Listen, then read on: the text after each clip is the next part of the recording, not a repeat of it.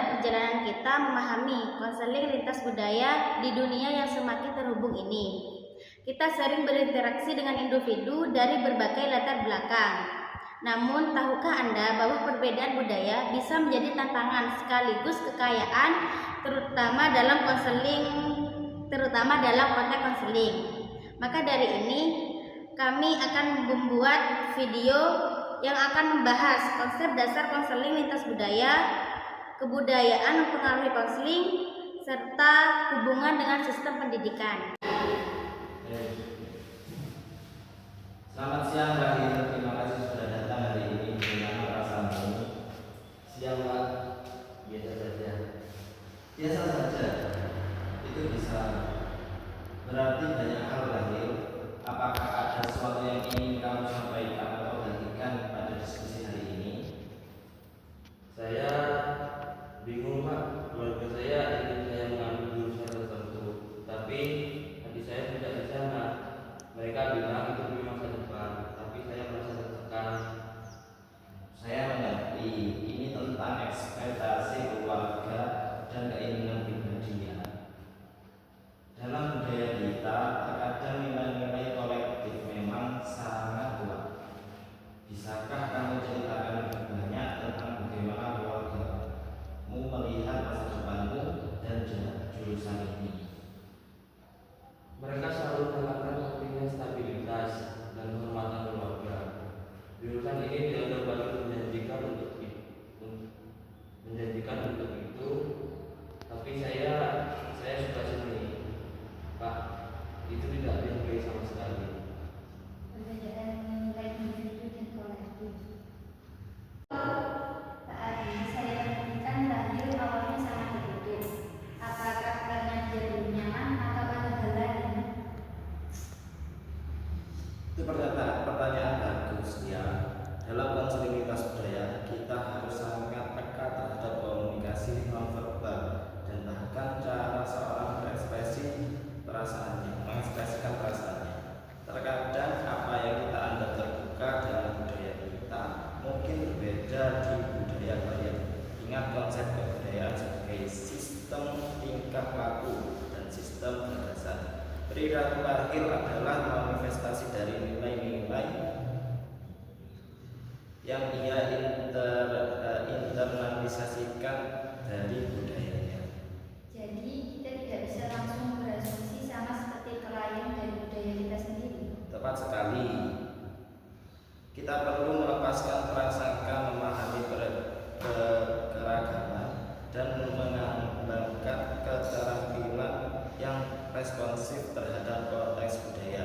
Ini adalah perjumpaan budaya antara konselor dan klien. Rahil, setelah sesi sebelumnya, saya menemukan tentang apa yang kamu rasakan. Saya ingin memastikan saya memahami sepenuhnya bagaimana nilai-nilai keluargamu memengaruhi keputusanmu. Bisakah kita bahas lebih jauh lagi tentang kehormatan keluarga dan apa artinya bagimu secara spesifik? Bagi keluarga saya, keberhasilan itu bukan hanya untuk diri sendiri. Itu juga tentang membawa nama baik. Seni itu dianggap tidak pasti. Saya mengerti. Jadi ada tekanan untuk memenuhi harapan yang membawa nama baik sebagai keluarga. Bagaimana menurutmu? Bisakah ada cara untuk menggabungkan minatmu pada seni dan harapan keluargamu? Mungkin ada jalan tengah. Saya belum tahu, tapi saya merasa sedikit lega bisa membicarakannya. Itu awal yang baik, Rahil.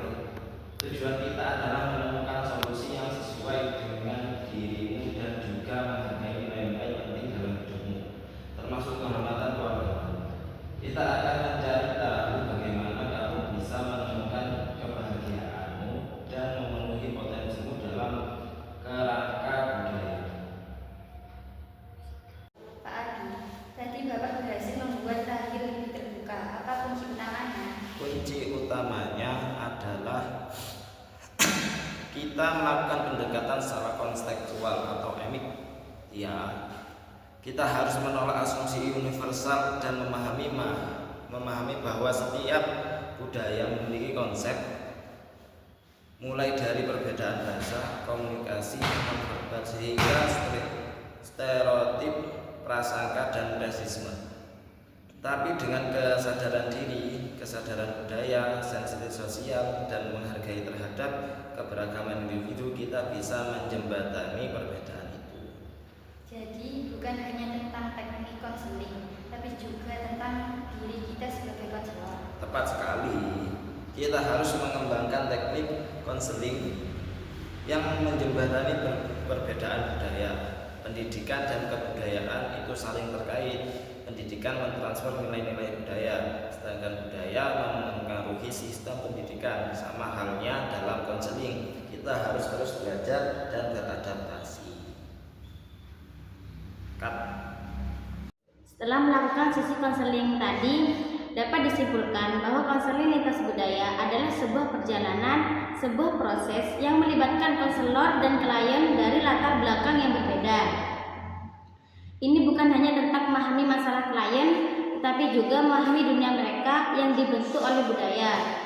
Dengan kepekaan, kompetensi, dan kemampuan untuk mengatasi tantangan seperti perbedaan bahasa dan nilai, konselor dapat menciptakan hubungan yang kuat dan efektif. Mari kita terus belajar, beradaptasi, dan membangun jembatan pemahaman antara budaya demi masa depan konseling yang lebih inklusif dan efektif.